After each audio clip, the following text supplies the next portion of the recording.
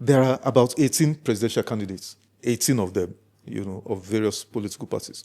But it bothers me that we only talk about maybe 3 or 4 of them. Adebayo Adewale of the SDP, President Tinubu, of course, of the APC, Atiku Abubakar of the ADC, and your principal, Peter Obi, of the NDC.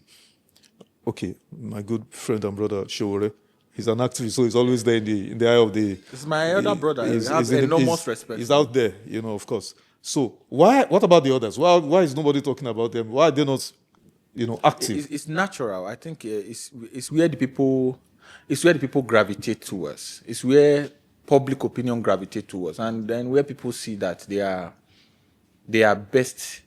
interest is best taken care of. That is where they go to. And I think today, the people's choice is Mr. Peter Obi. And that's because the young people gravitate towards him. He speaks to the fundamental living conditions of Nigeria and how that can change. He said he put people out of poverty. He has said he is going to move our country from a consuming nation to a productive nation. We are not a productive nation at all at this time. Our agriculture is not doing as it should do. Countries that are a tenth of our size are doing 100 times more than we are doing in agriculture. Our productive enterprise, our innovative enterprise, our research institutions are not being funded. The money that a senator spends is sometimes more than the money that a university gets even in a year. The health sector, in 1 year, 36 million were released as capital releases in the Ministry of Health. So it's not shocking that you have institutions, federal health institutions, that you go and you have to buy bulb in your ward. People are using torchlights to conduct operations in Nigeria in 2026. So you can go on and on with all of these things. I do believe that this next election will significantly alter the political dynamics of our country.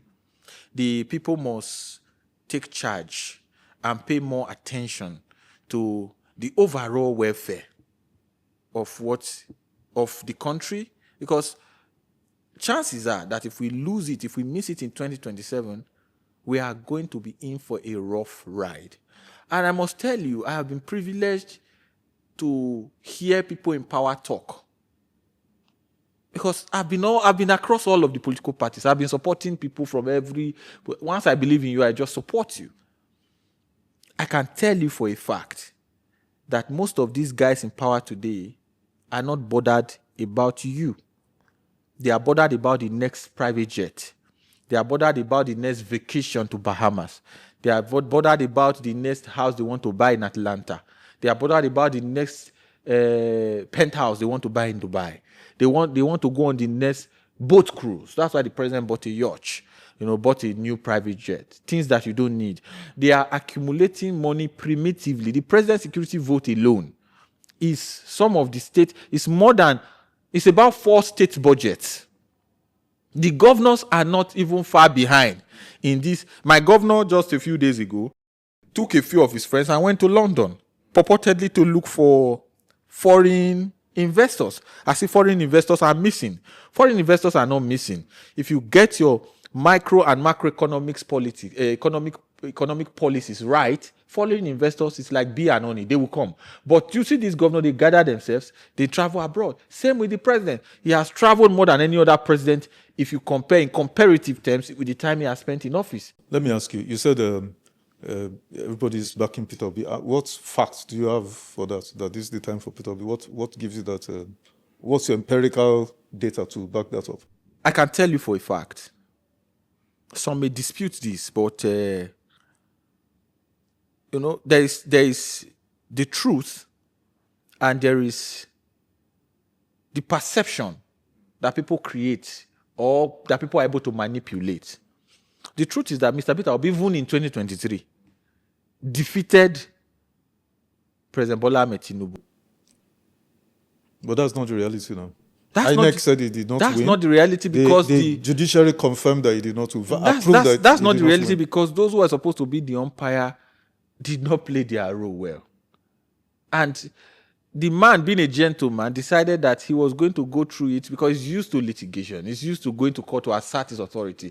We only forgot that we now have a court that is not the court of 15, 20 years ago where judges were respected. These days, they build houses for judges. But look at it. There is no major population center that President Tinubu won in the last presidential election. He didn't win in Lagos. He didn't win in Abuja. He didn't win in Kano. He didn't even win in Port Harcourt, Rivers. But he can claim that he won in Rivers because of what happened in Rivers. But we all know the result that came from Rivers. Let me give you 2 examples and then I will sit out this point. In Benue State, Mr. Peter Obi won 15 local governments. The person who was declared winner won 8 local governments. But the person who was declared winner from 8 local government. The man who won 15 local, by a stroke of magic, was said to have lost in Benue State. Same as in Rivers. Obiakpo, where Wike comes from, Mr. Peter Obi won and the results were uploaded on IREV. But by some stroke of magic, the INEC on the ground announced a different result from... There is a whole Premium Times report on this. I am not making this up. It's there for the public to see. Mr. Peter Obi defeated Tinubu in Lagos. Defeated him in Ikeja, defeated him in Alimosho, defeated him in Ikoyi, where Tinubu stays. So even Tinubu's neighbor voted against him in favor of Mr. Peter Obi. If here in Abuja, Mr. Peter Obi defeated him, won the popular vote, even in Aso Rock, the seat of power, Peter Obi won. Okay. The president has, reappointed or, chosen again for a second term his vice, Kashim Shettima, repeating the Muslim ticket. And there was a lot of pushback when this happened, 2022, 2023, by the Christian community. They were up in arms against him and all of that. But it did not affect, he won.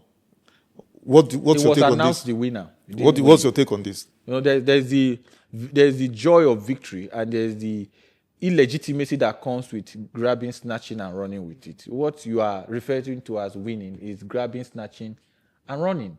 It's different from when you win by popular vote and by the confidence that people have in you. So I don't think it has that. And that it shows. That's why the government is almost now despotic, trying to twist everybody, intimidating opposition, and trying to make sure that nobody challenges them in the next election. Your question, I am very careful when talking about religion. I don't speak to the Muslim ticket. I don't discuss religion, maybe because of my upbringing and where I come from. I come from a very unique family. My immediate family, father, mother, and 4 children, we are equally divided between Christians and Muslims. Father, a daughter and a son, Muslims. Mother, a daughter and a son, Christians.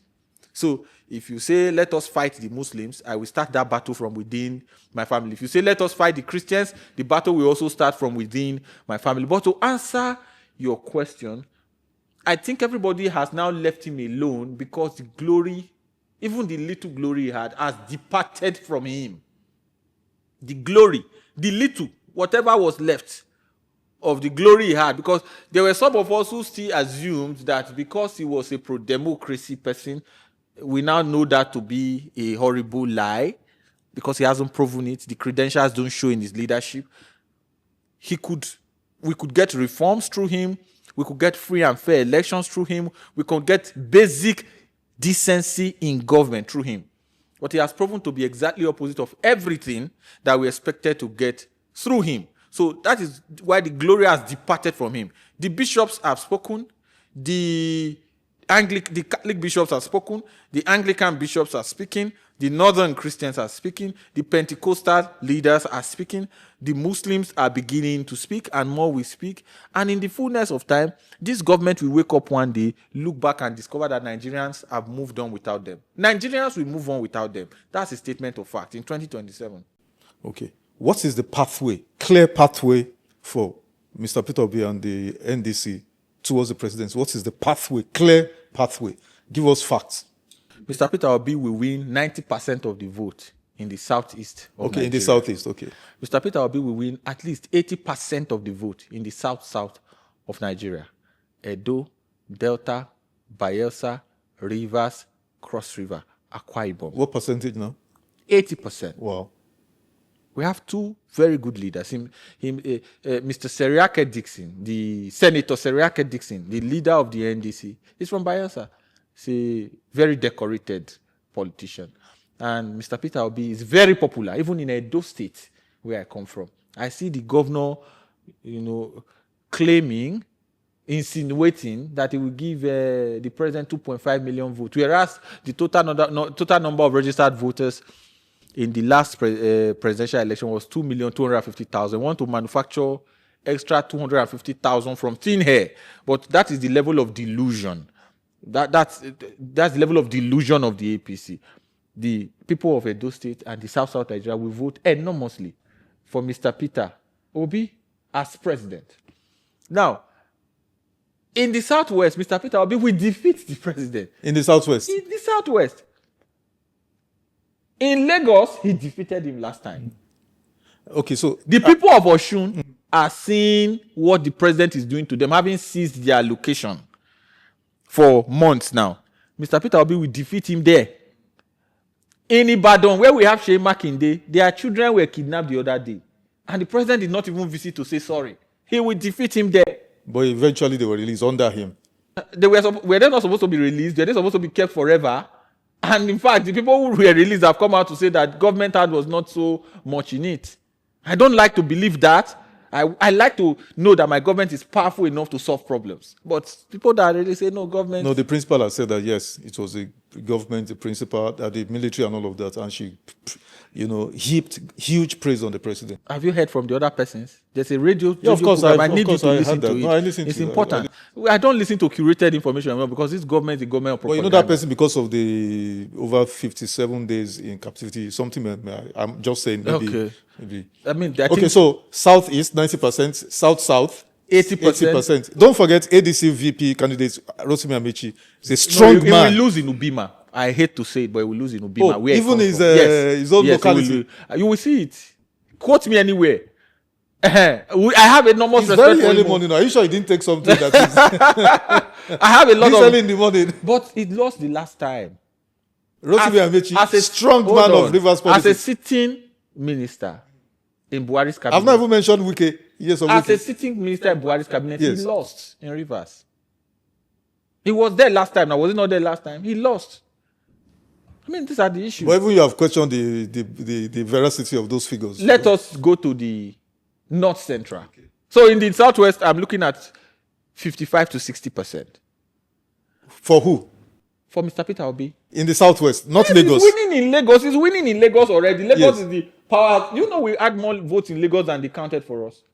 There was huge suppression of votes in Lagos. So he's winning in Lagos. The people of Oyo are disgusted by his behavior. Not even a sorry. After 50 days having their children in captivity. The people of Osun are crying now. The governor they like so much, the dancing governor, that both governs and entertains. They are attempting to remove so he's going to win force 55-60% in the Southwest. Okay, move on to the So North. the places he is hopeful of getting any vote is Ekiti, part of Ogun, part of Ondo. To the North Central, those people don't even want to hear about him at all. Are you serious? Yes. Look at what has happened to Benue. Peter Obi won 15 local government there last time. Tinubu won 8. They magically said Tinubu won the election in Benue. How? This time around, it will be at least 20 local government for Mr. Peter Obi. That's a fact. In Abuja, of course, this is a settled matter. We all live in Abuja. You know what's going on here. Kogi, the Igala people... FCT minister is here, and the president himself is here. City boy movements are last here. Last time they lost in Aso Rock. In the polling booths. In the polling booths. In the polling booth in Aso Rock, they lost. Yeah, but it was Buhari that was there now, not Tinubu. So what has changed? The Jagaban. Buhari's life under Buhari is better than the life today. In Kogi, where my mother comes from, the Igalas are warming up for a big fight. A big fight. There's about 60% population there. The White Lion and his godson are trying to subjugate everybody. Kogi is a discussion that will need to be had. What is happening in Kogi can only be comparable to what happened in Nazi Germany, where people go missing in broad daylight. Is it Taraba you want to talk about? Okay, so North Central. Adamawa? So North Central. North Central, 70% of the votes. Okay. Northeast. In the Northeast, he will have some joy, but thank God we have Atiku Abubakar on the ballot. At least I'm glad you finally recognized. Yes, he will have some joy, but Atiku Abubakar is there. But even in that Northeast, last time, Peter Obi refused to campaign in Adamawa out of respect for his leader, Atiku Abubakar.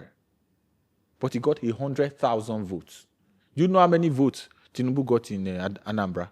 In Anambra, okay. 6,000. Obi got 100,000 votes in Adamawa. Tinubu got 6,000 in Anambra. I think Atiku got 10,000 in Anambra. Not, he will have some joy, but that is not. Will he get the 25% minimum spread? I think he will get in states like Adamawa, Taraba, and Adamawa, Taraba. No, Northwest. So Atiku wins Northeast? I think Atiku wins Northeast. Okay. Now, what of Northwest? Who win in Kano?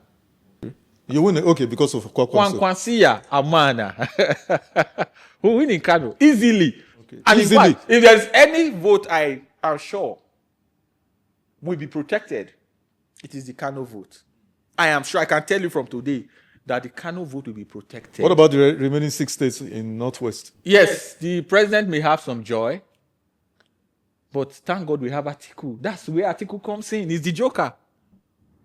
So, if in 6 geopolitical zones, Mr. Peter Obi has majority votes in absolute majority in 3, absolute majority in 2, southeast, south, marginal majority in the southwest, significant majority in the north central, and a small here, a little there, votes from Kano.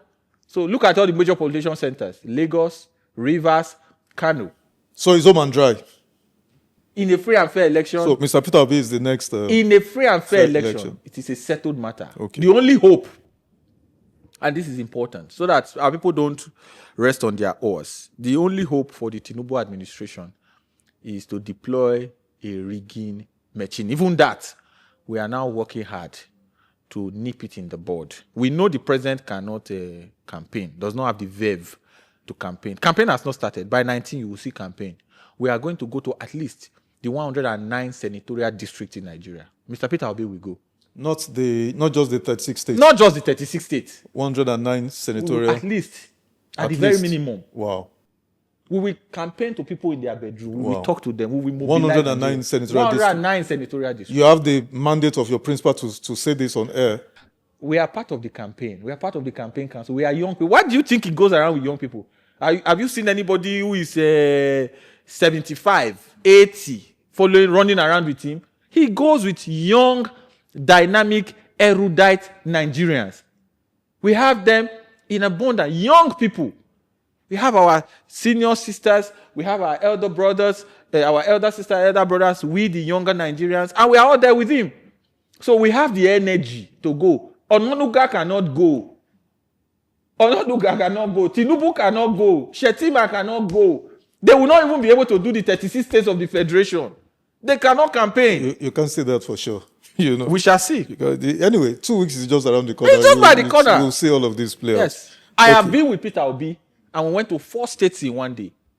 Of course, you can do that with using a chopper or an helicopter. Not a chopper. A jet. We were traveling by road and by public commercial air travel. You wake up in Abuja, you get to Lagos, do an event in Lagos, leave Lagos, get to Ibadan, do an event in Ibadan, leave Ibadan, get back to Lagos, take off from Lagos, land in Enugu, do an event in Enugu, go to Owerri, from Owerri, come to Onitsha, from Onitsha, go to Asaba. In one day. If they try it, if the man occupying the office today tries it, his doctors, what his doctors will tell him? We need a president that is healthy. We need a president that is capable. We need a president that can go all the way. We need a president that has ability to react.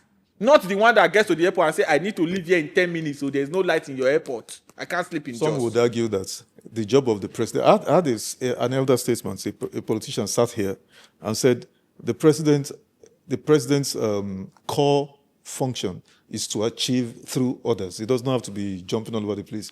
You can get very good people efficient people to do all of that for you. Do you dispute that? There is democratic leadership requires you lead from the front. So I don't agree that you be a deity, that they come and pour libation for like the one we have there now. It's a deity that is in Aso Rock. People come and pour libation, pour salt, throw cola nut, throw alligator pepper to worship. And then they sing the national anthem of slavery. On your mandate we shall stand. On your mandate we shall stand. On your mandate they shall stand. I don't know of any deity in Aso Rock. No, there's a deity in Aso Rock. I know there is my president, Alright? Tinubu, who is in Aso Rock. To you, I don't know a deity. No, there's a deity that they pour libation for. If you're looking for a deity, you go to the In shrines the all villages, over Nigeria. Deity is libation is not for deity. Here, they do it for a president. Zekeri, let's wind up. We need a president that can move, a president that can react, a president that is aware, a president that is conscious. I can tell you, let me knock this out straight.